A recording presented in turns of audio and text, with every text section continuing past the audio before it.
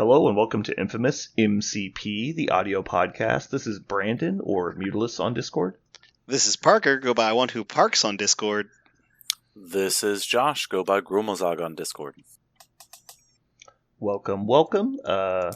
Getting into it, as usual, links in the show notes, and currently no news. You know how much we like news. We hate it, so everything's good. Basically, all news is bad news. All right, currently playing, I would just like to let the world know that I have officially switched over to the Hellfire Club list we've been playing. CJ is painting my Cabal list right now, and so I'm currently diving deep into the Hellfire Club list. I brought it to the tournament over the weekend. Mr. Sinister is amazing. Yeah, Mr. Sinister is crazy. He has been shitting on people left and right. Just every game, he's just man-moding his way through enemies. It's honestly astounding. I love that story. I love it. I don't understand what's happening. It's one of those, it's like watching Real Steel, and you're just like, how is the little robot beating up the big robot? And you're just like, I don't understand it. But it's supposed to be, heartwarming, but instead it's like an evil, mutant vampire dickhead, so it's, really concerning. He is just the worst, in the fluff, yeah. Yeah. So, do you think it's just the 4-cost bow? Is that what tips the scale? Oh no, it's definitely the whole thing together. So I'll give you a play-by-play. All right, ready?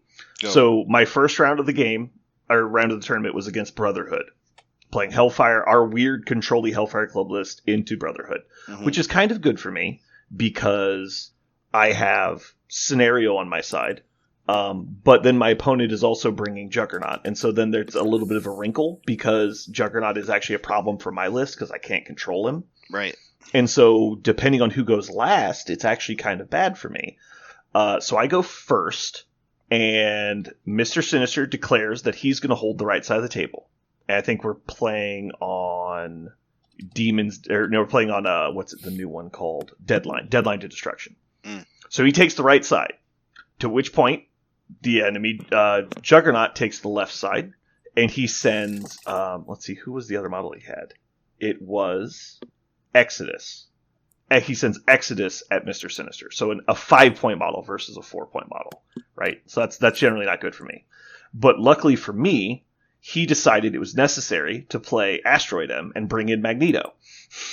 And so now it's Magneto and Exodus versus Mr. Sinister. They failed to daze him on the first turn, which isn't that unexpected, right? Because they both had to move. So I took a collision. I actually blanked out the collision. I spent 2 of my genetic tokens on the first turn because we play Force Extraction. Play 2 of my genetic tokens on the first turn so that he doesn't take 3 damage for nothing. Then I use Hellfire Club Leadership after that, so he heals one of them back, so he's only taking 1 damage. I still have Prior going into round 2. He basically just I activated Juggernaut on the other side of the table. Did some stuff. Anyway, he goes. So Magneto full dumps into Sinister and leaves him on 3. Which is bad for him. I don't know if you know that. God, that sounds like terrible dice, but Sinister does. Sinister then roots Magneto and roots Exodus and walks Exodus away and then beams them both to get his tokens back. Oh, Jesus. And then gets Hellfire Club Leadership, so he's taken 2 now. And at which point he decides that Juggernaut needs to come help. And so Juggernaut now joins the fight. He's replaying 16 versus 4. Trying to kill this fucking Mr. Sinister. Does manage to get him dazed that round, though. So he gets him dazed. Congratulations. At which point he wakes up. Yeah, he wakes up and proceeds to just straight up kill Exodus. Just out of nowhere. Just decides he needs to die. I was 1 power short of doing an AoE 3 spender with Sinister. It was going to be epic. Anyway. Sinister basically just ruined the whole game for him by just refusing to ever die and was controlling Magneto. And so you have to deal with him. Because he kept walking Magneto away, and then I was positioning so that I could, do you know who I am, Magneto, and throw him just completely out of the game. He already played Asteroid M, so it's that wasn't an option. He had to stop that from happening. So they kind of had to hold gang up. I ended up winning the game pretty handedly on Scenario anyway, so it didn't matter. Because he couldn't break that side, so he just held up his whole army.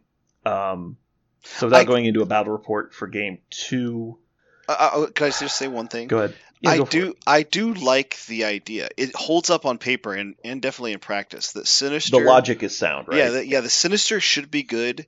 He should be capable into like groups and really good, 1v1, because he's got the good DR. He's got the beam, like he's got bow. Like he should be able, barring just absolutely god awful dice, right? He should be able to handle lots of situations. That's cool. Yeah, if you get into a 1v1 matchup, it's so hard to do anything to him because he can just root you. You're playing Force Extraction on the first turn, which just means there's no way they're going to one round you. He's got effectively 9 hit points. Unless you can stop reactions, he's got 9 hit points. Right. And so it's just like, you can't kill him, and then if you do damage him, he's just immediately going to get Hellfire Club leadership. So he's basically got 10 hit points on the first turn if you can't instantly one round him. And it's just like, what are you supposed to do? And then, like, he's just going to bow you anyway? Like, the next turn, not on the first turn, but like, if you go into him, like, he's got all the power he needs to just start fucking shit up. So he just bows to line up a beam, it just gets all of his tokens back every round. And it's like, what are you supposed to do? Yeah. It's been surprisingly good. Yeah. Go ahead, Josh. What were you saying? Oh, I just said, I expect you to die, Mr. Bond. Yeah. That's exactly what he expects you to do. And like you said, he doesn't have... It's not like some other situations where he absolutely has to kill you. Like, rooting someone and bowing somebody else is enough. Like, he's probably doing enough. Yeah. Yeah. That is super cool. Yeah, because the whole point of the list was like, my one model will defeat your one model in a scenario contest. Like, that was the point of the list. And the only model that really can't do that consistently is Emma, which she's kind of supposed to hold the back point anyway, so that's kind of fine. I played against CJ. I thought on Thursday, I thought he played a pretty good game. He was playing, I always want to call him the devil, Mephisto affiliation. So, not a hyper-competitive list, but CJ likes playing him. And I think I won 16-3 that game on scenario. Like, it was just like, once they turned the corner, there's really nothing he could do. He does like his Mephisto list a lot. He does like it. Just like you like fucking Asgard. Like, you put that shit in everything. It goes everywhere, Brandon. Best model in the game, Mighty Thor. Not true. How was Mighty Thor once you switched to the not cheater dice? How was she doing? Your baby dice cannot roll the big crits that I need to win a game. I'm aware of that. You know why? They don't have plates of lead in them. That's probably. Why. I know. I need to switch him out. We forced him to stop using his Loki dice and start using official AMG dice, and all of a sudden he just couldn't roll a hit to save his life. Oh no! It's great. Yeah. Poor Loki dice gone forever. Yeah, I know. Okay. So, Josh, I really appreciate you and CJ making it to the tournament over the weekend. That was great. I'm glad you told me you were going to be there. So, yes, we do feel bad about that. We were going to come, and then we started doing the logistics, and we had a concert to go to in Wichita, and we were given very specific time frame by his wife of when we needed to be there. And we started, I sat down and did it. I was like, okay, we leave, we do the tournament. We need to leave by this time. Wichita's 2.5 hours away. I was like, so we can come up and play one round and then drop and then head home to then hop in the car to barely be there in time. So yeah, no, I get it. It's fine. I like to give people. I was very disappointed because I didn't get to come to the July one, and I wanted to get in and get some more games because I lost my final TTS game to Webs, and I wanted to not play against Webs. So yeah. I will say, I think the thing that is most underrated or not realized by people about the Hellfire Club list is its ability to do auto points of damage. Yes. Because in one turn, you can quite easily cause 3 or 4 points of auto damage to a single character, which is really surprising, and it adds up fast. I feel like it has a lot of really good controls. Omega Red does the auto 2, and then Juggernaut can slide for 1, and he has access to the throw, which is really nice. And you also have a lot of board manipulation, because Ensnare, the Venom pull that Omega Red has, is insane. It's crazy. So far, right? And so you combine that with the bow for Sinister, and Do You Know Who I Am, and potential pushes off Juggernaut's 8 dice attack is amazing. So he's a lot of board control and a lot of auto damage. And it has pretty good attacks, right? Like, they're not bad attacks. You have a lot of range 3, 5 dice attacks, which is just fine. I do wish the list had a little bit more energy attacks, but then you've got Juggernaut throwing big dice. I did play Venomized in my second tournament game. I never needed to heal, but I had it on me. But yeah, my tournament game against Inhumans actually went pretty poorly. I made some mistakes early, but then he also I couldn't push damage through that game. It just didn't go well. I was actually in it for a while, and then everything just turned hard on me on the last round. But anyway, let's start on the next topic. Last week, me and Zach sat down and built a Hydra list. Unlike Parker's Hydra list, this is the good one. Hey! I liked my Hydra list. I played it, and as it turns out, Phoenix is bad. Is what we learned. I didn't learn Hydra was good. I learned Phoenix is probably bad, but yeah, at least she performed poorly that game. And what's more is we cheated with her, and even while to help, yeah, we cheated to help her, and she still was not good. We didn't give her the 3 Phoenix tokens for her flipping. We just flipped her. So she started on the backside with less Phoenix tokens than she would have, and she still vaporized. I think I never attacked her, and she vaporized herself. Like, she just puff. Yeah. It was not good. Go ahead. Sorry. Your Hydra list. No, you're fine. No. Your Hydra list that's oh so good. Tell me. I think it's great. So we're going to start off with the concept this is a list that's meant to manipulate and abuse status effects as much as possible. Okay. The Strucker list that I built and played before, it was really an attrition list that hid behind the facade of conditions. Yeah. It did conditions just fine, but it wasn't the point of the list. The point of the list was to kill you. It just used conditions as a fun gimmick. It also had a lot of I'm doing damage while you're losing health effects. Yes. Like that was a big theme. So that was really the edge like that you synergy had. and efficiency. Right. It wasn't like, it wasn't just, skadooshing people, but it was winning through efficiency and synergy. Right.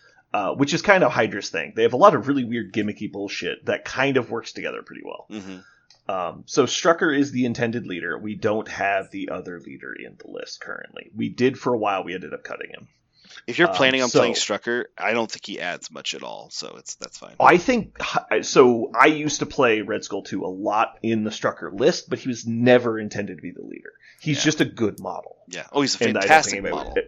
Exactly. Yeah. But we ended up cutting him because there's an alternate plan for an expensive model in the list, and you usually want one expensive model in Hydra. Mm-hmm.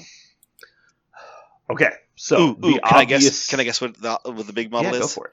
Is it Apocalypse? Is it Apocalypse? It's Apocalypse. Yay! I'm excited to hear this. Because nobody likes Nazi scientists like Apocalypse. Yeah, not one person. Yeah. Okay, so the core 3 are Strucker, Zemo, Bob. That's not hard to figure out. Mm-hmm. The additional models that we're looking at for affiliateds, these 2 are both on the cusp, but are probably not going to make the cut. But I know one of them will at least get played. Spider-Woman. Just as a solid 4-pointer, she does okay conditions, right? Because her range 3 builder does on a wild, or it's for each wild, which is great. She does poison, shock, and stun. And then Zola. Zola's very fun. There's a fun interaction with Zola that if he lets Apocalypse reroll and he gets the skull, he heals one instead of gaining bleed, which is super cute. That is really cute. I like that a lot. Yeah. Right. That is funny. And it works on defense, so you can roll defense, block all but one, heal one from taking 1 damage, and then heal another one from rolling a skull. Oh my god, and that's it's just adorable. You gained health from me attacking you, you piece of shit. Yeah. That is funny as hell. Cute. Finally a really good reason to play Zola. That's exactly. Cool. That's cute. Okay, then everybody's well aware of my Baron Mordo love in Hydra specifically. He does a lot of cool stuff, mainly kicking in with Zola for just random enormous attacks. You can go in for, Zemo goes in with a spender for 6 dice. Mordo kicks in 2. Now we're rolling 8. He used Master Swordsman, so we're getting full rerolls. Then Zola's kicking in 3 more rerolls. And you're like, okay, so you're 8 dice, full mods plus up to 3 more plus strategic genius on the back end. You're like, so you're hitting 8 times is basically what you said. Mm-hmm. You just said a lot of other words. And so like you can do really powerful attacks with a bunch of, like efficiency based models. So I like him for that. He also has the ability to spread conditions, which with Apocalypse potentially in the list is also really cute. Mm-hmm. Moving on, we've got our splash models.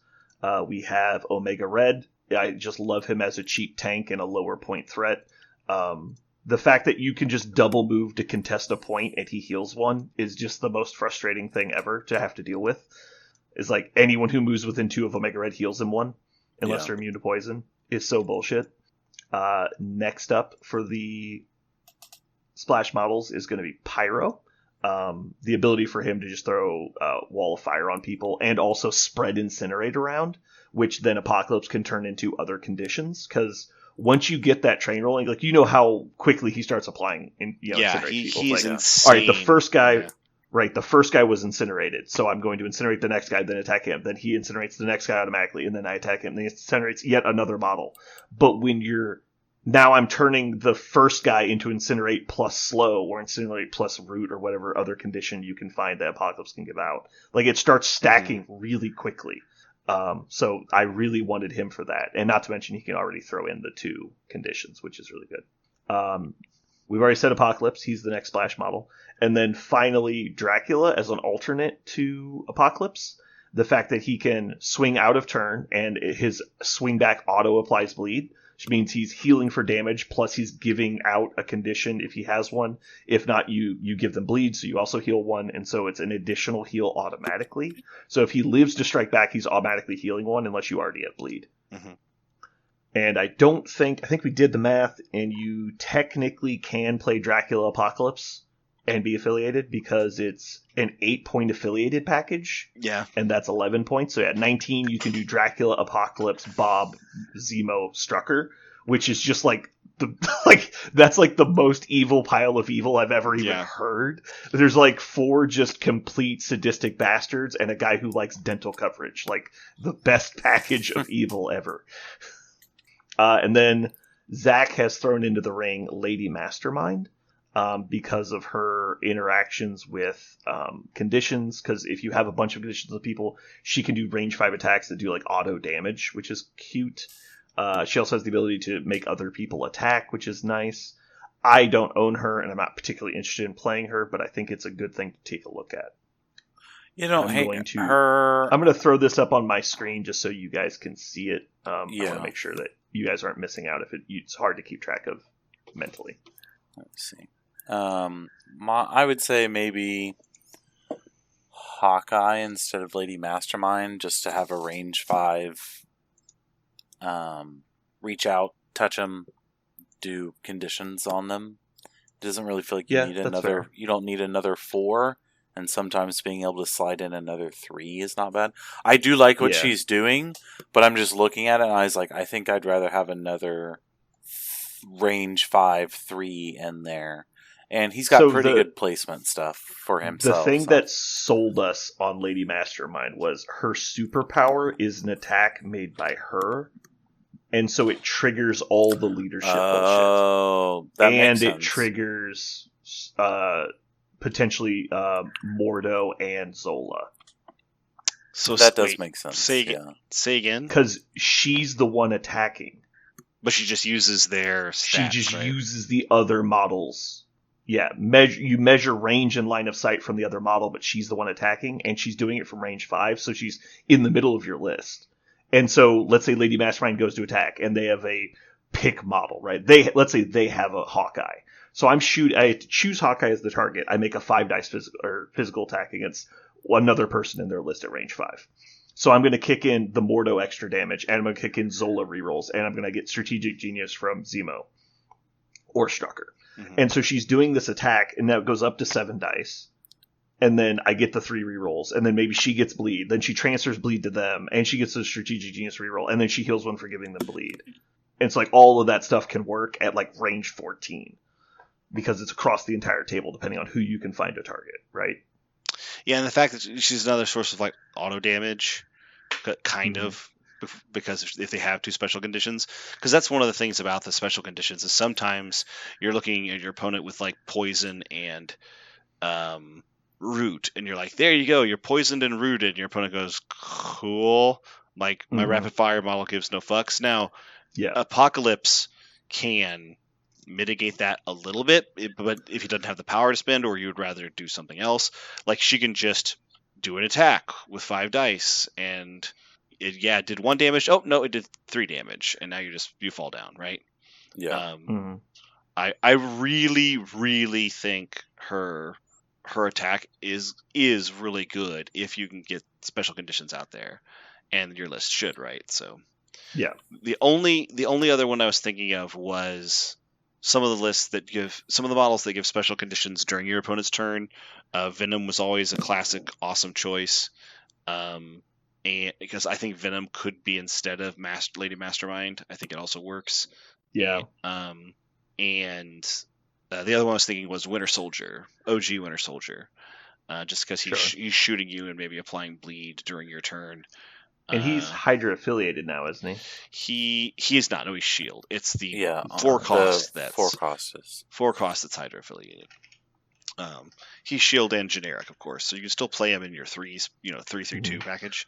I guess he's Rogue Agent, so yeah. You can also play him with the Soldat activated. He with Soldat activated. I mean, Baron Strucker's already kind of a hard case to like go for, because if you don't kill him, he just comes right back to life. But when you're now within range 2 and Strucker's got his defensive line plus a reroll plus cover as long as Bucky's close to him, like and then Bucky will shoot at you with a reroll. I think it's something to consider, because I have found that Bucky puts a bleed out there a lot during your opponent, and it gives you more ability to affect characters with more stuff. Yeah, that's fair. For right now, I know that my Bucky slot is kind of Zola, and I just want to playtest Zola with the new kits that I have access to now. I expect long-term Zola's probably going to come out, but I want to definitely get enough reps that I can make that informed choice as opposed to assumption. And same thing with Spider-Woman. I'm pretty sure she's coming out as soon as I get a couple games with her. I just don't think she does enough, but she does help you stay paced with people that are playing scenario. And because my list is probably not tabling people, I want to at least stay in the conversation, because she can A, steal, and then also B, interrogate, right? I know that I don't know how, did CJ play him, or was it you, Josh? I can't remember who was playing him, but Abomination puts out stuff. CJ loves Abomination, CJ and loves Abomination. pretty much writes a list and is like, I'll just throw Abomination in here. Like, he does love him. Abomination is Hydra, personally, but I mean, he is Hydra, and that's one thing I knew we were going to look at. So he gets 2 power a turn, but he doesn't actually put out poison, right? No, he does. He just punishes you if you have it. No, he okay, so if he does Rad Zone, they get poison. Yeah, because the gimmick we have a buddy named Dan that's on our team that plays down in Wichita, and I don't know how well it worked, but the gimmick he was doing was Strucker with A-Bomb and then Omega Red. And you just bomb the whole board with poison, and then you move them next to someone and go, cool, you're going to take 4 auto damage this turn. It's cute. It doesn't. Your opponent's going to see it coming from a mile away, but I do think there's some play there with you trying to just spread poison everywhere. So because unless I'm also playing Omega Red, right, which means we're playing 9 points unaffiliated. And you're playing 4 points. A-Bomb's affiliated with Hydra. No, I'm getting to my point. Okay. So, not unaffiliated. You're correct, not unaffiliated, but I'm playing 9 points of models to put out poison, and without both of them, I don't think I'm duplicating poison enough to make it worth it, and the whole point of the duplicating effects was to use Apocalypse. Yeah. So if I'm using A-Bomb, now I'm running 11 points worth of models so I can duplicate poison. And so by the time I do that, I think that's a lot of resources I can't afford. I would agree. Versus the ease of just putting it out like bleed or something. That's much easier. Or Incinerate, it's easier to do. It's just a cute tactic. Right. I don't think it's highly effective. I think the highly effective version of A-Bomb is put him with a power discounter or a power pluser, and he moves onto the board really early and just puts poison out really early and gives a minus on a turn 1 rad zone is so ball busting for so many game plans in the game, right? I forgot Strucker has Death Spore Virus.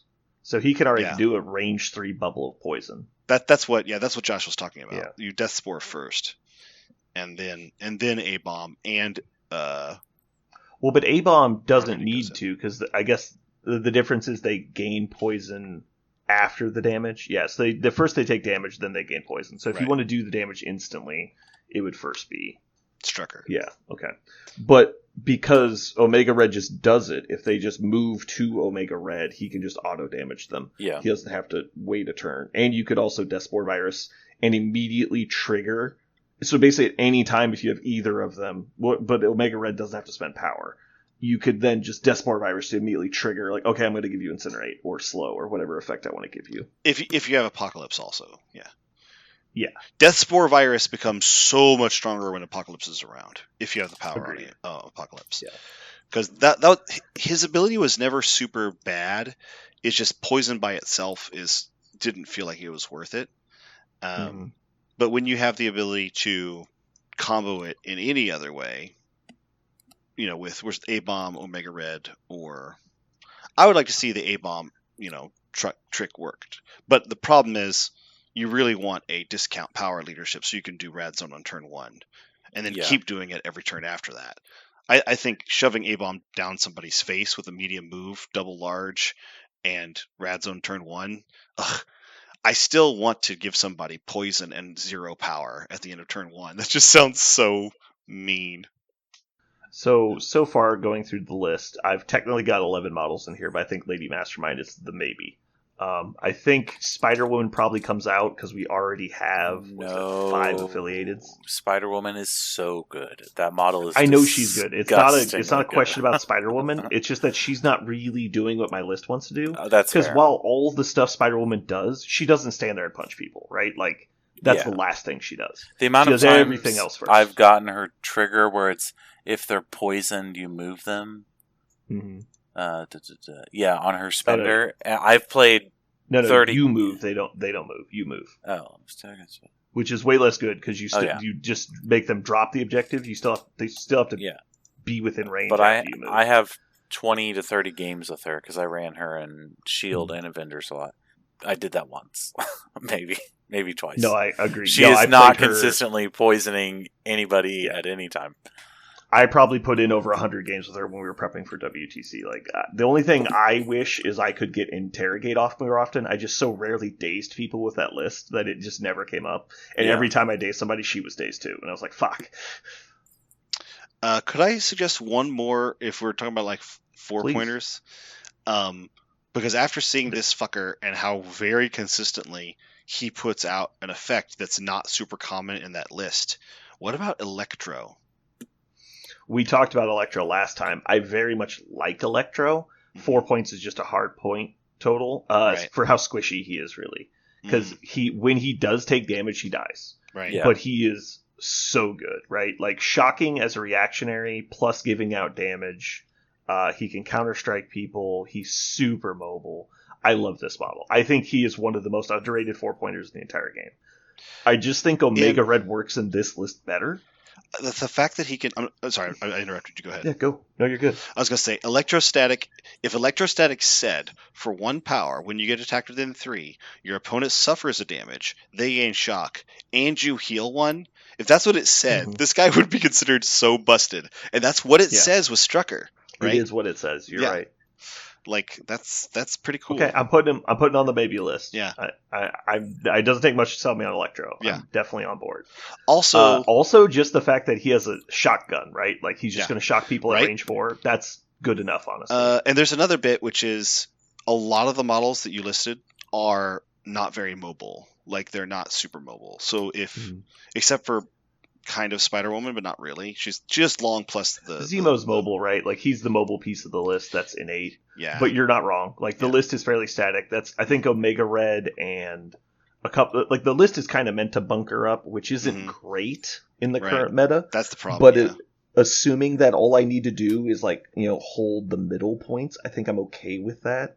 Because like Omega doesn't need to be mobile, right? He's just going to move to a point and stand there. That's like his job. Yeah. Also, he can also just grab you and get you near him if he really wants to. He's a wiener grabber. He likes grabbing them wieners. I don't. If there's actually one model that I know it screams the list, but I think you're going to want something more dynamic, it might be Dracula. He's already in the list. No, that's what I'm saying. I don't know if he's.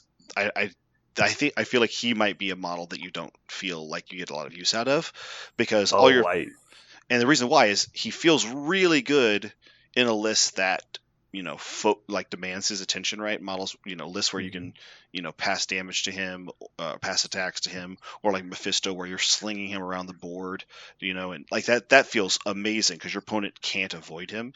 But one thing that Dracula hates is just models that move away from him, because I don't think he does anything.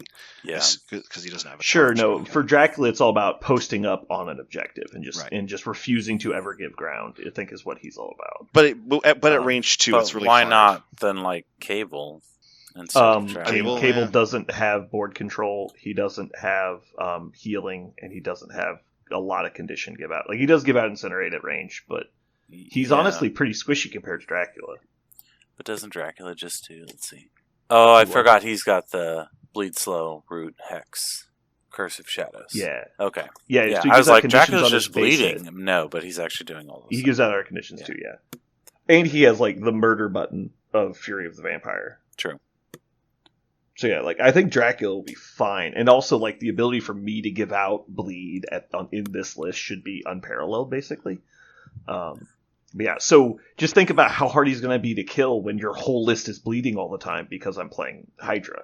And so he's like, oh, he's going to end his turn, gain 5 power, and heal 5. And you're like, fuck. I'll play and it's like, and then you go hit him, he's like, cool, I'm going to swing back into you.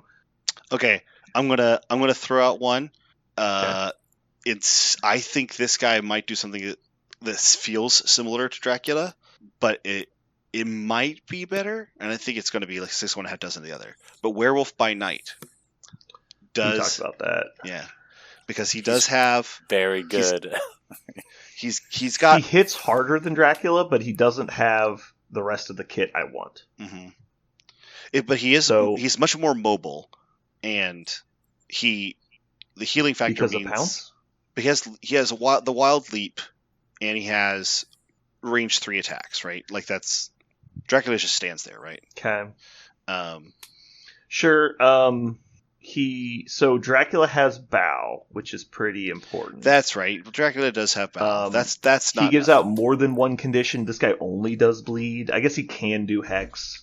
Slow and Root. He does Slow and Root sort of on his power. Yeah. I just see Dracula's like stuff as better. Like he's more consistent with reactive attack because he's not as power hungry as the werewolf is. Like werewolf's power hungry.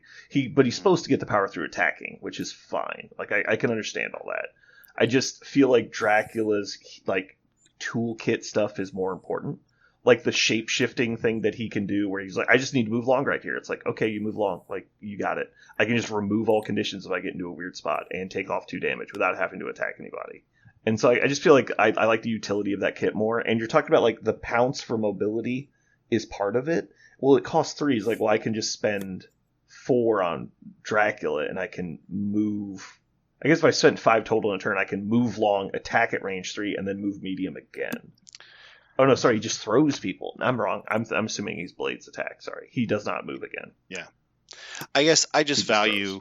I value the Pounce with the size 3, and it is only short. I get that. Like it's not Apex quite. Yeah. So I mean, also he is similar to Dracula, right? He has a lot of similarities, like the auto bleeds, the attack back.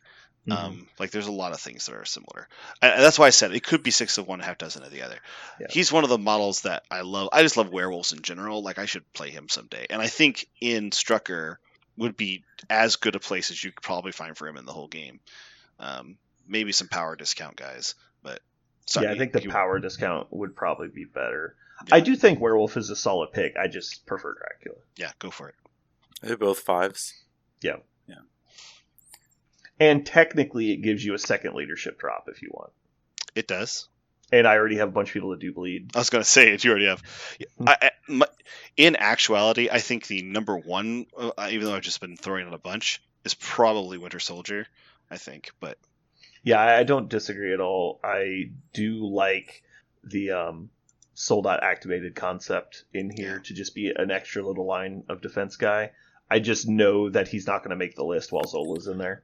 And so as long as Zola, because it's an affiliated versus a rogue agent, and it's synergy versus like support, and so I think I'm just always going to take Zola. Zola also bringing scientific method, then maybe opens up the option for using scientific method on somebody like Winter Soldier, because he can Hydra tactics into position for the beam for ESP leakage, gives him a little bit extra defense. Interesting. It would be it wouldn't be nothing. He does heal with, if you're willing to do Soldat activated, he actually would heal it over time. Because Soldat heals Winter Soldier every time. That's not nothing. That's a cool idea. But the problem is Winter Soldier has a fantastic spender. Like, he doesn't need a great spender. But yeah, the only thing I've been trying to find somebody that's really good with it, and unfortunately most of them are not here. Is there? I do a little bit healing, but not enough. Is there? You said about conditions. Like, is there a condition that you sound like you've got like all the good specialists? And if you did Electro, then you really got them all. Because I think the one thing you're missing is like consistent shock, right? But shock is less common. So right now, just going top down, Incinerate and Poison in like just stacked up. I also have Root and Slow on several things. Bleed, I've got a lot of Bleed. I've also got Hex potentially, Poison, Incinerate again. So Shock, I have a little bit of Shock, but not a lot, and so he would give me more Shock. I do like Electro, and I would be fine replacing Spider-Woman with Electro, but I just don't know that he's gonna. I don't know that either of them are really gonna get played very much. I imagine I'm gonna pull a lot of Omega Red, is what's gonna happen. Really? That's the one you're gonna reach? Yeah, I think because the list needs a tank, and Omega Red is so good under this leadership. He does like it a lot. He can trigger. The thing is, like, because the leadership triggers once per turn, every character turn he might heal one. Like there could be that situation. So if like we move to the middle, like you just can't chip damage him because the next person has to move to contest the point, and so you move up to the point. If you don't one shot him, he's just going to heal again. It's like you walk up, you hit him for 2, he heals for 1. He activates, he ends his turn next to somebody else, he heals for 1 again, and you're like, he didn't even move. And then he also has his basic attack heals him as well. And so he could potentially heal 3 points on his turn and then 1 point on every enemy turn. Another thing that I think the old version of the list didn't have, and Apocalypse helps with this too, is like big money for things like your Beta Ray Bills and your Ghost Riders who show up and go, I'm immune to most of your shit. Like there are a bunch of popular characters that just have way too many immunities, and so it feels like the thing you double down on is gone. But if you have the ability to joint effort plus 2 rerolls, plus Strucker, plus Strucker dice plus Mordo dice, like you can just ace those like hard to ace models, because you're not going to be able to wear them down as easily with the conditions. It works. Yeah. Just making sure we're on the same page, because he doesn't get to change the effect if they're immune to it. He only gets to change it if they already have it. Right, that's what I'm saying. Like that's just why confirming. I thought that's where you were going. No, I meant by Apocalypse because he also rolls a lot of base dice, right? Like he can be one of those models you can just pump up. I mean, if you have Apocalypse and Dracula in there, you have 2 people have 7 dice base attacks. Like, right, it gets pretty big. Right, and I think that's key for those. Ghost Rider, Bill. Like, there's a couple of those models, and like that's partially why Dracula and Omega Red are so important. Like the ability to just move those people and just not care. It's like, I'm just not going to deal with your bullshit. Just get off my point. Like I can now combat those people. And I like Spider-Woman in the regard that I can basically just fight against enemy steals is all I really have to worry about. I was like, I'll just park Spider-Woman by the person you're trying to steal from, and I'll just not have to worry about it. Okay. Because I don't think I've actually ever played Spider-Woman under Strucker leadership before, and I'm hoping that will be the difference, is that the fact that she can heal herself very consistently is going to make the difference on me liking versus not liking her. I played her a whole lot in A-Force, and I can tell you that she never disappointed me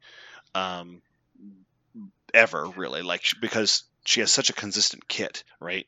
The only way I think you could disappoint if you tried to just brawl like you're Wolverine, right? Well, that's not what she does, right? So don't do that. Yeah.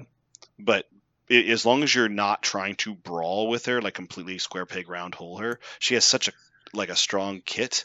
There's also a bunch of things, like sometimes I would just be sitting there with an objective on a blue, and I'm like, she is almost immune right now. Like it's my opponent was like, well, I can't shoot her from here, and I can't walk and try to kill her because she's got 6 health, martial artist, and I need to be on the point to stop you from scoring it. So, and if I walk up and you kill me, I'm giving you potentially 2 more victory points. Yeah. If I have an extract, you just pick it up and then she then does you her power. interrogate me. Yeah. Every time I interrogated somebody, it was enormous. I don't think I ever had an ineffectual interrogate ever, like a non-issue to interrogate. Interrogate. I have considered. I had a list once that had like permanent interrogate. Like I had Black Widow 2 and Spider-Woman in the list for every situation. I think it was an A-Force list like that because I was just like, I always want to be able to interrogate. I did that for Shield. I just would be like, there was days move over interrogate. Yeah. I remember there was a rules argument over if you could double interrogate or not. I'm pretty sure it landed on the side of no, because it's the same mechanic. Yeah. It's the same rule. It's just like Strategic Genius, it doesn't stack, because it's the same wording, same name. You can't interrogate the same person? No, because you trigger interrogate, you can't trigger it again. Interrogate has already been triggered. The rule interrogate has already been I think triggered, that's right. I think I was actually the one in question, because I was it doesn't make sense. I was like double interrogating one person, and CJ's like, I don't know, man. I was like, fuck you, CJ, how about that? Give me 2 victory points. Okay, so let's move into the next step of this. So currently, running for the people at home, we've got Strucker, Spider-Woman, Zemo, Zola, Bob, Mordo, Omega Red, Pyro, Dracula, Apocalypse. The 3 maybe models we've got are Winter Soldier, Electro, and Lady Mastermind. This is for after we get some playtest games, we'll look at moving these models in. My expected first cuts are going to be Zola and or Spider-Woman. And so moving in Electro probably, and then Winter Soldier respectively in those point slots. Okay, moving to tactics cards. I guess the first obvious ones are going to be Brace. Coward. Yeah, I know. I'm not going to run a size 4 model in my list and a bunch of 5 health 3-pointers and not have Brace. I played against Immortal Hulk too many times. That's fair. Now, beyond that, I personally think it's very open. I don't think you take Patch Up, despite Patch Up is normally really good. And I have Apocalypse on the list. Normally I'd be like, that's an auto slam for Patch Up. I think actually I'm looking at more Sacrifice. Bob is so good as a Sacrifice option. Also, anytime you're running a region as a feature of your list, creating community health pools, it gets even better, right? Yeah. Like, Sacrifice is always good, but what if you sacrifice to a model that is going to heal on its own turn, right? By healing 1 or 2 or 4, right? So get it to the deep health pool that hasn't gone yet. Give them more health. Right. Forcing them to attack Omega Red or Apocalypse that can or Dracula and start gaining that health back. Or fucking Strucker. Like, Strucker has one of the best. He has fucking Venom's attack, right? Like, yeah, he has weird Venom. I'm always cautious of him because he can get 2-shotted off the board because he's 5/5, and so like he will die quick sometimes. Mm-hmm. I'm just saying, if you need the option though, and he's often within range 2 of stuff, right? So you have plenty of opportunity there. That's one of the problems with Sacrifice sometimes, is you don't have opportunity, or when you do, you're like, well, shit, Groot's not standing next to me, so I don't want to sack into that. Right. Okay. Now looking at Hydra cards, normally I would never ever consider taking World Dom in this setting, because I'm not running what's his face, Master of Hydra. But like this list could get it done, but I'm still not going to take it. I think it's theoretically possible. I think you'll have better options almost all the time Yeah. if you're not planning on Red Skull. Mm-hmm. So the only real Hydra card option is Scientific Method. And I don't think we have a good target for it. The one target you could use is oh my gosh, I'm just the Baron leader. I just can't. Strucker. Like you could use it on Strucker. He would heal the damage he takes. It would give him more defense dice, and it gives him his. We Are Venom Spender is not bad, but it definitely would be better if it would basically be an alternative one, right? A mystic one that doesn't have a zero sum effect if he has no damage, right? So it's not a wasted on him because he has the healing factor to bring it back. I think it's pretty low efficacy on him, but it's not completely wasted. Yeah, I threw it in for now, but it's first cut if we find anything else. The par excellence, I think, is Nebula. Like Nebula is the one you want, but there's no Nebula's really good. So is obviously X-23 is good. Yeah. Okay. Do we play Double Agent? Yes. Do we? No, because I'm not smart enough to play that card, and I realized I played that card and I was like, "Oh, this card's great," and then Aaron goes. I was playing Aaron a game. He goes, "Watch me make you regret taking that card." And I was like, "Oh man, I regret playing this card. I've never touched it since." But then I read a back thing. It's like, no, this is actually if you think about how to play it through, one in 5 games backfire. It will work super well. I do think it is worth putting in the 10, probably, especially nowadays. So I'll put it on there. I'll also throw on Carbonadium Synthesizer for Omega Red if people haven't. I don't think we've talked about it on the cast, but we put it in the Hellfire Club list. It's basically Children of the Atom, but only for Omega Red. It's remove conditions, heal, and gain power equal to conditions removed. Because you can give him conditions potentially in the list, he also will get conditions throughout the course of the game. It's just kind of a counterpoint against other lists trying to do a similar thing. Technically, Strucker will also be giving them away when he attacks, and so it's sometimes you don't want to use it.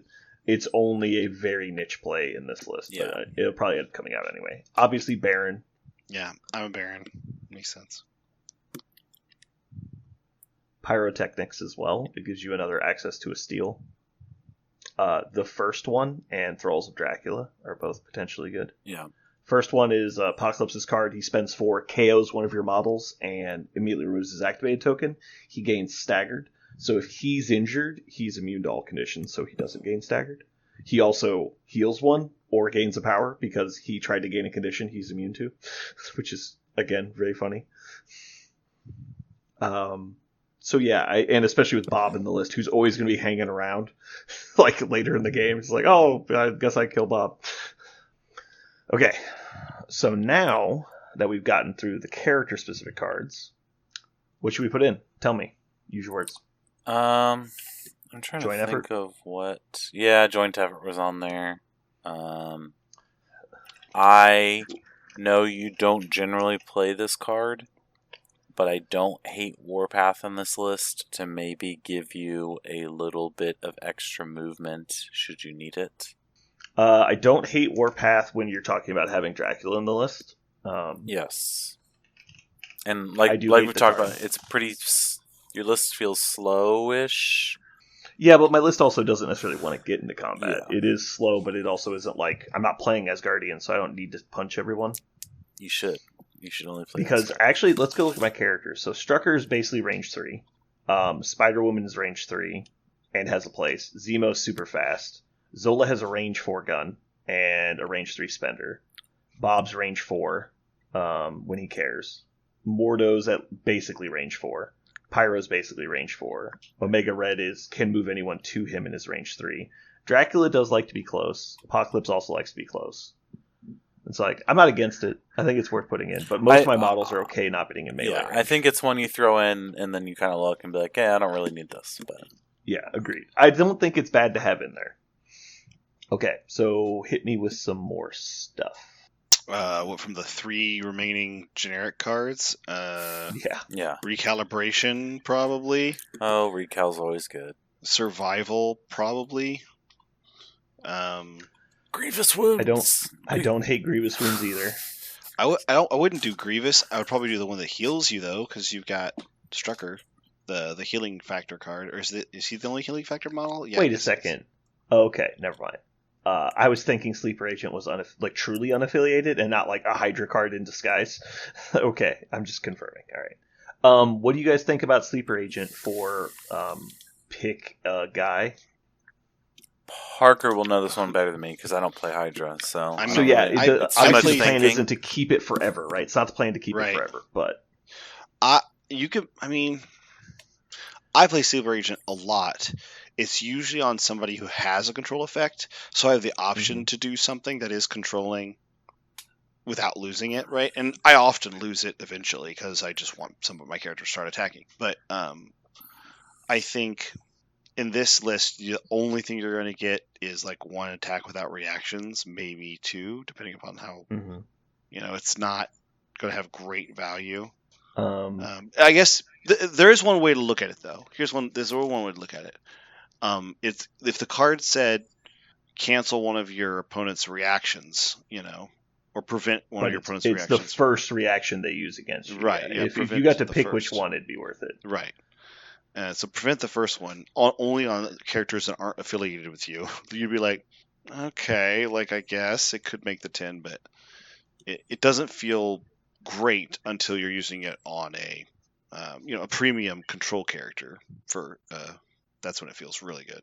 But put Venomized on Apocalypse. You really, really, really don't want to die. Okay, so I've thrown together about 14 cards here. The last 4 added were Survival, Sleeper Agent, Recal, and Warpath. So I think we're going to cut Scientific Method, because I think I want all the power on Zola I can get to do rerolls. And so I'm probably not going to play it. And it's also not very good on any of the models we have. So cutting Scientific Method. Double Agent I'll leave alone for now. Carbonate and Synthesizer I'm going to cut because of the leadership we're using. I think it's a good card, but I don't think I'm going to play it here. Next up we have... I actually like all of the other cards we have. So just top to bottom we've got Brace Sack, Double Agent, I Am a Baron, Pyrotechnics, the first one, Thralls of Dracula, Joint Effort, Warpath, Recal, Sleeper Agent, Survival. I like Survival because we're almost never going to have Prio, and we got a lot of squishy models. It is nice. Sleeper Agent is probably a waste. I don't think we're going to be using on anyone, so I'm going to go ahead and cut that. So it leaves us 1 more to cut. Double Agent feels like the cut, but man, I like weird shit. It's just so hard to get off. It's so hard to be like, it's like it is a very impactful card, but at the same time, it's like you're going to play it correctly once in 5 games where you're just like, gotching your opponent, and it's like, there are other cards you could bring. Agreed. Thralls of Dracula is probably honestly the cut. I don't see that ever becoming a thing. But there are a lot of the models in here are probably the models you would use in Thralls of Dracula. Like, oh no, I took Zemo and Mordo in Thralls of Dracula. It's fine. And Apocalypse. Yeah, that's probably fine too. I think Joint Effort's really good in this list. Being able to just fully load up 1 attack. Especially if it's like Zemo charging from downtown. Yeah, I think you drop Thralls. Double Agent. No, I think I like... Yeah, you're right. Thralls has no place here. Gotcha. I'm trying to... It's just in my head, the value is... But I get a second affiliation. It's like, not really, though. Yeah, not really. Yeah. Okay, so the text cards are Brace, Sack, Double Agent, Baron, Pyrotechnics. First one, Joint Effort, Warpath, Recal, Survival. And guess what? 4 of those will never be played. Okay. So moving into scenarios. Let's knock these out real quick, and then we'll do our mission of the day, and we'll be out of here. So, extract-wise, what do we want? I think we want medium to low scoring. I think we want a little bit of chaos. Let's start with secures, actually. Let's do secures first. I say Mayor Fisk. That's what I say. I don't think this list has enough middle board presence to hold that. Oh, really? I think it. Yeah, I think it only has one model that wants to come forward. Really, I guess two models. You would love to get stunned because then you give it to your opponent and heal the damage, right? Like there's nothing more fun than when your opponent passes a token onto your guy, stuns and does a damage, and with your first activation, you give them the stun back and heal the damage, and you go, surprise, motherfucker! No, but we're never gonna have prio. I guess there will be some games we have prio, but most games we won't have prio. I feel because we've got so many cheap characters. Well, yeah, but you're. I mean, yes, in this scenario, your opponent doesn't automatically kill the model; they just tagged with it. But yeah. So that if that's their setup and that's their execution, then it doesn't work as well.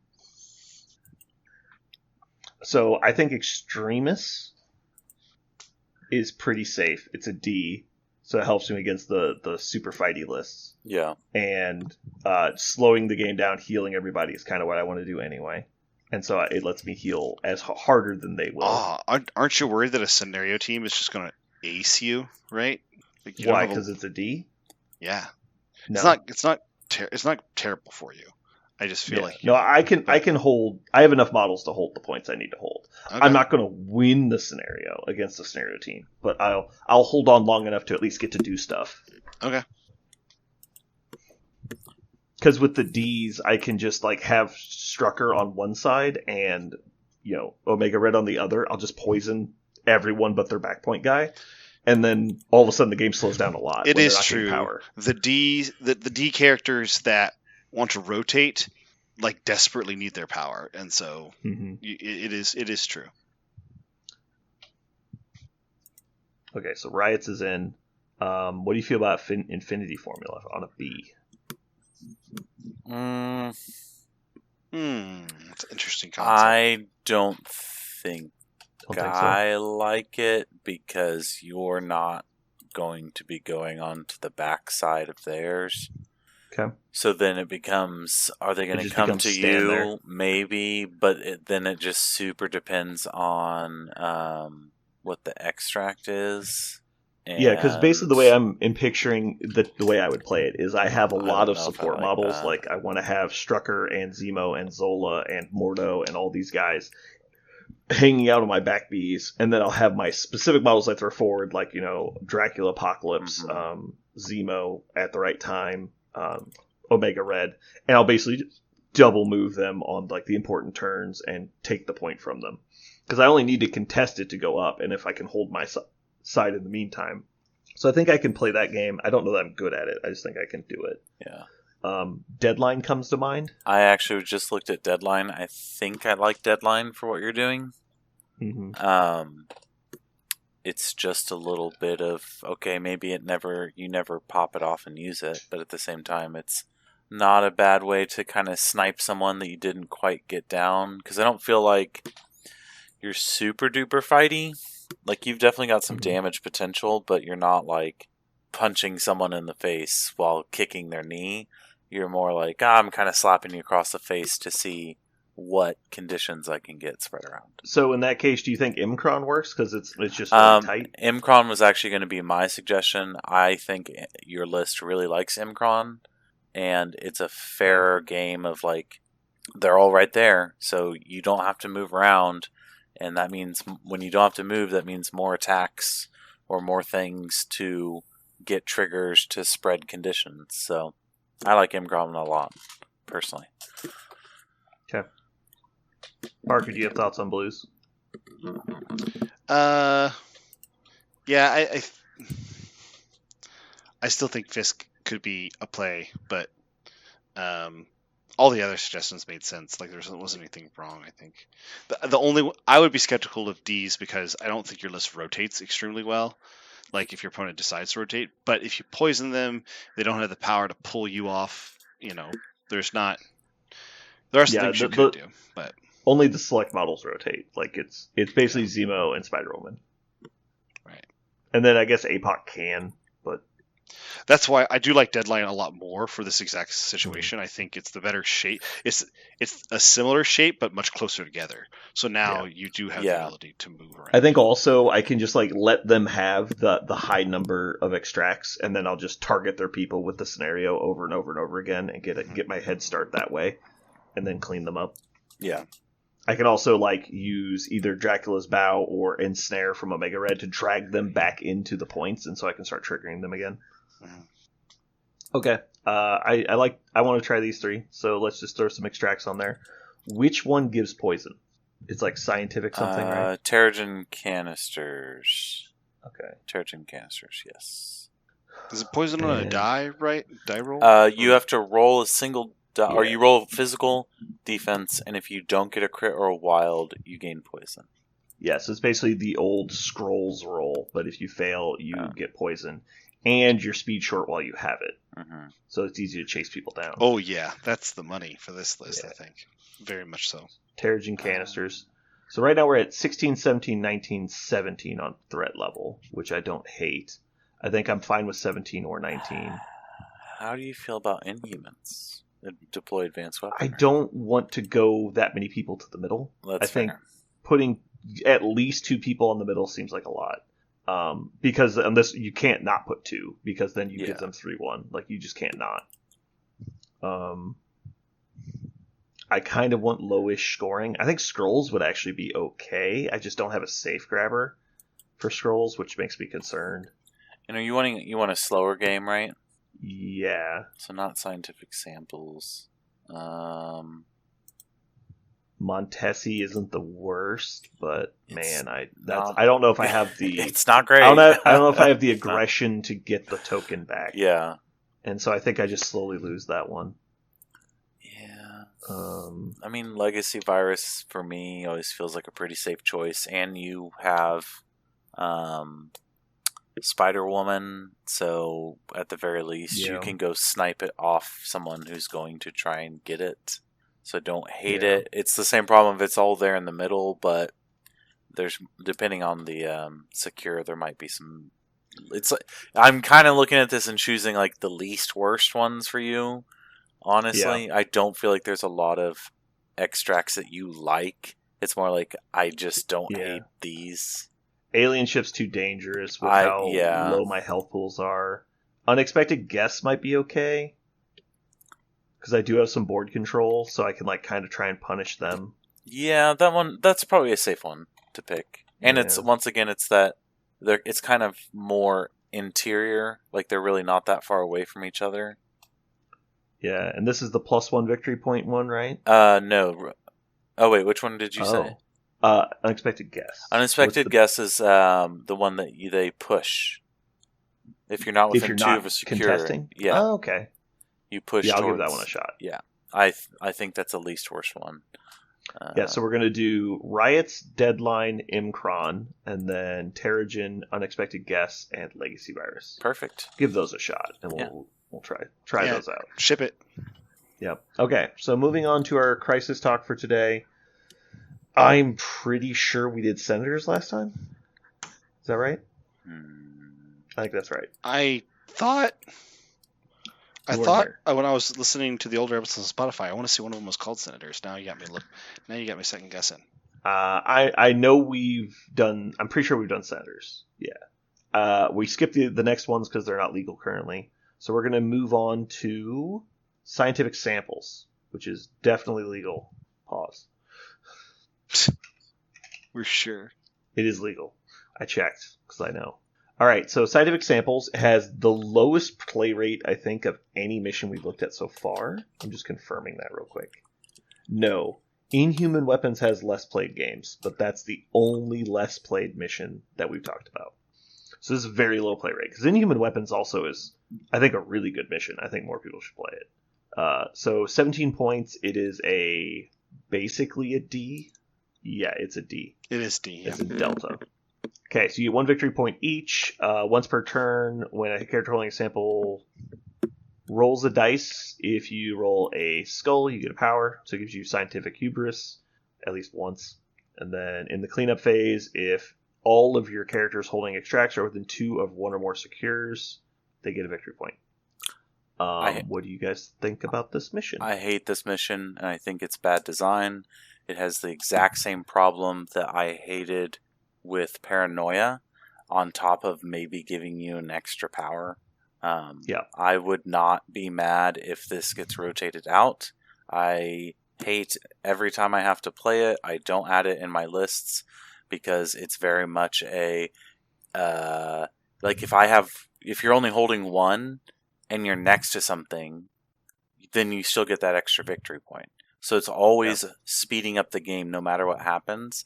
And I feel like every time I've played it, it's become a chicken fight of, am I going to get to go last to push you away to stop you from scoring an extra victory point? Like, with an Iron Man push or something, anything to just get you away.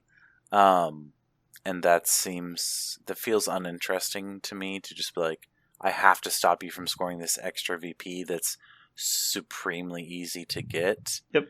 No, thank you. I don't want to play this. Parker, do you want to go next? I think I have played this one myself, mostly because I wanted to see if having the extra power from the skull would be strong. I specifically played it with Shuri because it was adorable when she get like 3 power for one roll. It is fun. However, besides that, I think his position about the second thing is true. This is a speed up, not a slow down play. Not only is it's speeding up your power for playing passively, and it's speeding up the score. So it's a great scenario card. I think when people don't reach for it, it's because it doesn't have 5 tokens, but I think that's probably objectively wrong, because you can actually get 3 points with 1 less character, and you're already doing the thing you want to do, which is sit on blues and have reds, right? You can do other things with the other characters, like engage your opponent and slow them down, or try to steal. So I actually think it could be better for scenario teams than ones that have drop 5.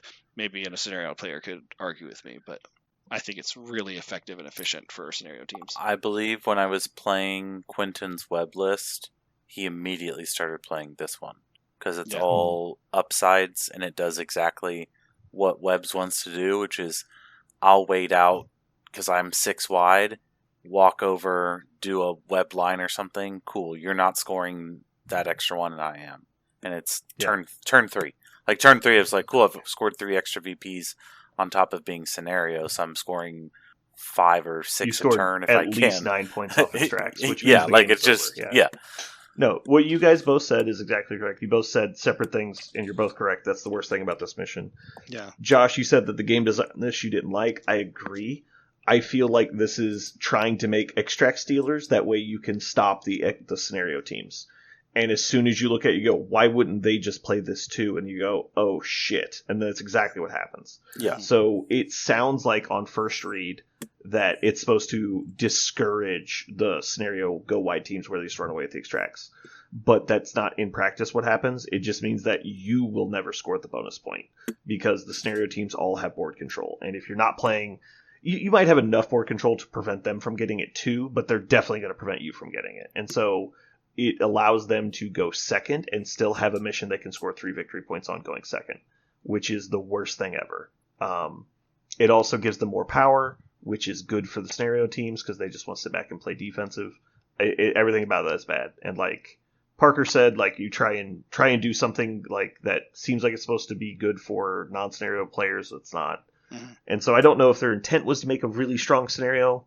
This is exactly like Pummel, and it's just terrible. It's if you want to score a lot of points and win the game on turn 3, this is a solid mission to choose. The fact that it gets picked over Fs that are intentionally lopsided is ridiculous. Yeah. I do not like this mission either. I think this is the exact example of what makes me not want to play tournaments. Yeah. Like, it's just, this is not fun. No point of us playing this game is going to be fun. The game's going to end super early, and no one's going to do anything but stand around. Right. Yeah.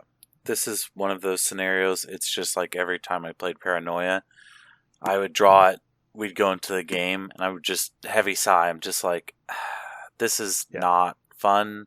I think it's poorly written game design, and I don't like you getting something extra just for doing something minimal. And it's like, that's the bare minimal. Oh, stand within 2. Well, the people picking that up were probably already going to move back and stand within 2, because it doesn't give you extra dice for attack. It doesn't give you extra power. It literally exists to score an extra VP. Yeah. So I move, pick up, move back, and then my guy just sits. And there's that's only 3 all I'm trying secure to do. missions, and that is that don't have a back point. Like that, the secondary mechanic does not force people to engage. If that was the intent, like anyone reading it, it seems like the implied intent is it's supposed to encourage people to participate in the game. That is not at all what this does. And so if that was the intent, they failed. If they intended it to be a like very thinly veiled like attempt, then they didn't even succeed there. Like, because nobody's played this mission more than once thinks that it's a good mission for non-scenario teams. And so anyway, hopefully we didn't shit on it too much. I don't actually hate it. I just like the concept of it. I was going to say, Josh like actively doesn't like it because he wants to go fight you, and this makes the game shorter. But if you, I mean, I said it when I was talking about it, which is, I don't know if it's necessarily bad. It's just really good for scenario teams, and that's.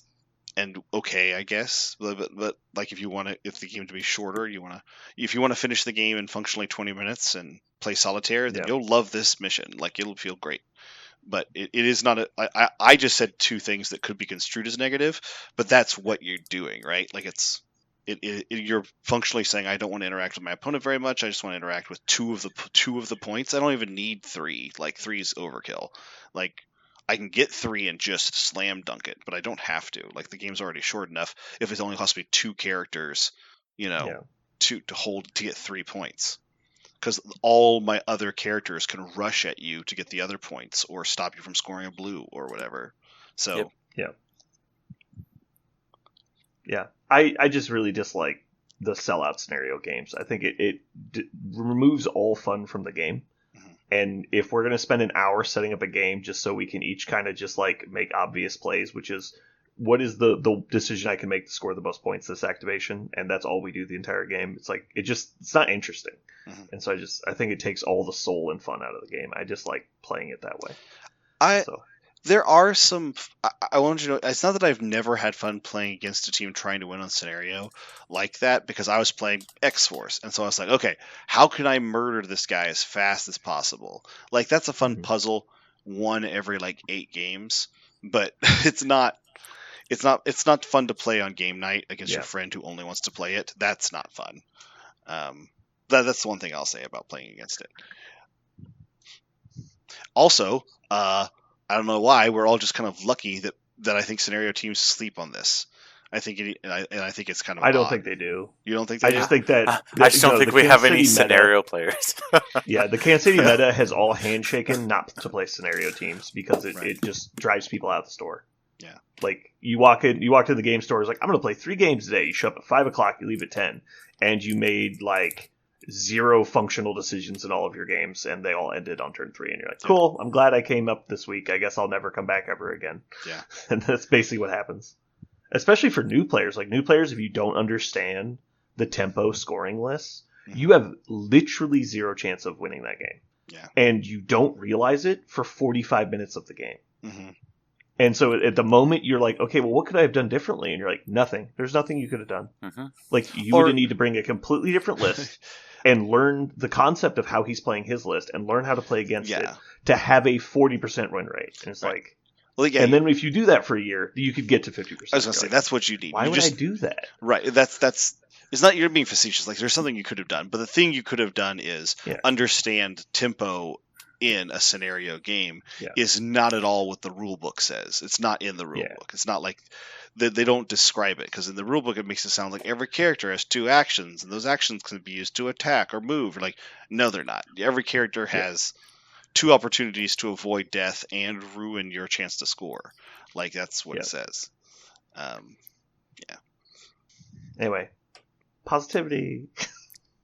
I'll say this. I am positive that this card is fine, in like a fair game. I think like it translates into just fun. Yeah, if both fun. people are just trying to, if both people are trying to do the same thing, the card is fine. Yeah, I should also. It really is. Parker did say it. I should add the addendum. I was negative on this card, but that's because if it were up to me, I would never worry about points, and we would just fist fight each other in the middle of the board to see who wins. And that's the only game I'm trying to play.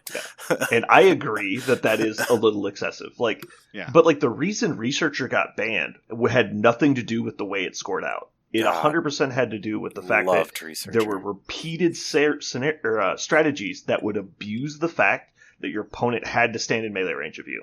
And as soon as that was all they were trying to fix, it was stuff like Crimson Dynamo and Thanos and Brothers in Arms. As that was why it got banned. It was not because the melee lists were winning on scenario. That was not why. And so it's not like the game is broken if we have a scenario that's low scoring. Mm-hmm. It's just that, both sides get to play the game. And that's why I dislike about it. I would, one thing that I think would be cool, one way that I think it would be an interesting experiment, is to play a high scoring scenario like this, but say that you don't get to score on turn 1, for example. And just see what that would do to the game. Like, would that mean nobody would pick them up? Because it would just add a round to the game. I think everyone would play exactly the same. Right, but that's what I'm saying. Add a round. But that's what I'm saying. It would just. I would hate that part. But I'd be curious to know how people would actually respond behaviorally to that. There's a lot of there's the flow chart somewhere that probably predicts how it would happen. But I'm curious what kind of thing that would work. How people's monkey brains would activate if they heard they couldn't score on turn 1, like you said. If the game was automatically 1 turn longer, how would that affect turn 2? Right? I'm curious. Interesting idea. What I would like to see, I think the thing that actually fixes it is a complete redesign of the scenario scoring elements. And so you remember when the pay to flips were like, whoever has the most scores this many points. You remember those, Parker? Yes. So I think we need to go back to that format template and then just have all the missions be like that. And so it is at the end of the turn. Let's say you're playing Spider Infected. There's 5 extracts. The player with the most extracts scores 3 points or 2 points or whatever you want it to be. Yeah. And then the same with the secures. The person who wins the most secures gets X. And then those have a separate point value. It's not directly tied to each token. So let's say we're playing on Senators. Well, you have 3 Senators. I have 0 Senators. You score 2 victory points. That's what the card says. You score 2. And then we also go to the Scares. We're playing Scoundrels. All right. So you win on Scoundrels. You got the most tokens. You get 1 point or 2 points or 3 points, whatever it happens to be. And then that's it. And it's not tied directly to the tokens. And so the game is actually about managing, can I stay ahead or can I force a draw and maybe neither of us will get points? And it's not just more points equals more fast. And it's just directly allocated to that. That would also be cool because that would also create an avenue for your opponent to go, well, it looks like don't have any of the Senators. He's got I have 4. No avenue to match. Right. So there's no point in me wasting time on it. Right. And so, but my opponent is spending actions and resources picking up these extracts for no benefit because they can only score 2 and they have 5 points, but they can only score 2. So they're losing some efficiency if you capitalize by spending your energy and activations on attacks. So there's there is an interesting way to fix it, and I think it definitely has some merit. That would also give you the opportunity to force draws on some scenarios where it's like, okay, well, we each have 2 hammers, it's a push, no one gets points. And so you could play to a draw to force later turns. Because obviously if you don't interact at all and they score the maximum points on all the scenarios, it still end on turn 3. Right. But a lot of those scenarios, like Infinity Formula, well, we each get 2 of the blues, unless I'm an idiot, so we're going to push. And so there is no scoring on the first turn, except for odd-numbered extracts or odd-numbered secures, or if somebody manages to win out on a D and steal one of the points, or just overload one side. You would be playing for that kind of stuff, so you'd still have the decision-making interaction without the runaways when it becomes a landslide. So you would never score 6 victory points on fucking Senators because that clearly was never intended. That's one of the reasons why I feel like Mayor Fisk is kind of like a half measure to that, because oftentimes I'll go, well, I can't score the Mayor Fisk, but I can stop them, and so we'll draw. Like, drawing is a tactic, right? You can be intentionally going for the draw because you're not interested in triggering the effect of the piece.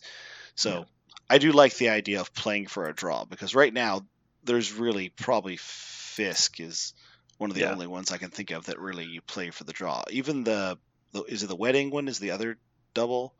I still wedding guess or whatever. Yeah, wedding guess. I don't really think you even play for the draw in that one because they're so far apart. But yeah. So this last tournament we implemented a winning priority roll at the beginning of the game, lets you choose if you want prio or not. Which didn't happen. Everybody chose prio, but it's there if you want it. The other thing we might try in the future is 16 points doesn't end the game. You continue through turn 6, and then most points wins. That way you can't, because you're not having these 16, 14 turn 4s where the game ends when it's still very much in balance. And so, but if you're obviously 3 to 16, you're still going to lose, so it doesn't matter. And also, it also would help with I have Black Cat left. I will run in circles around the edge of the board until turn 6, right? You're like, no. Yeah.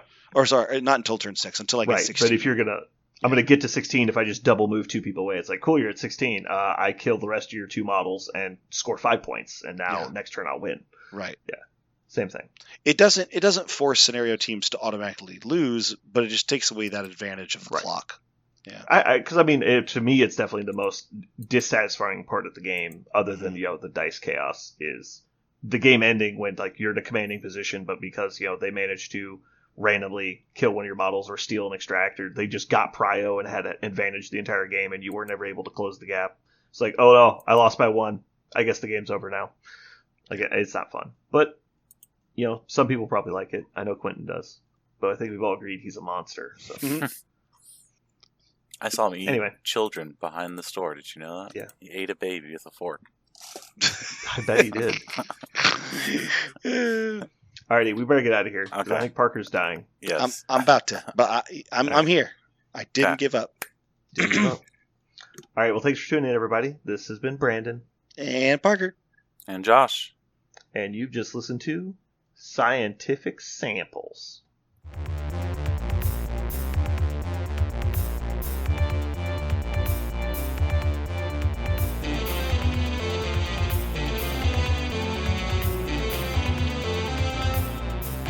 So what are we going to call this thing? I got it. Okay. Incredible, new, fantastic, astonishing, mighty, original, uncanny, sensational podcast. I'm just going to put down infamous.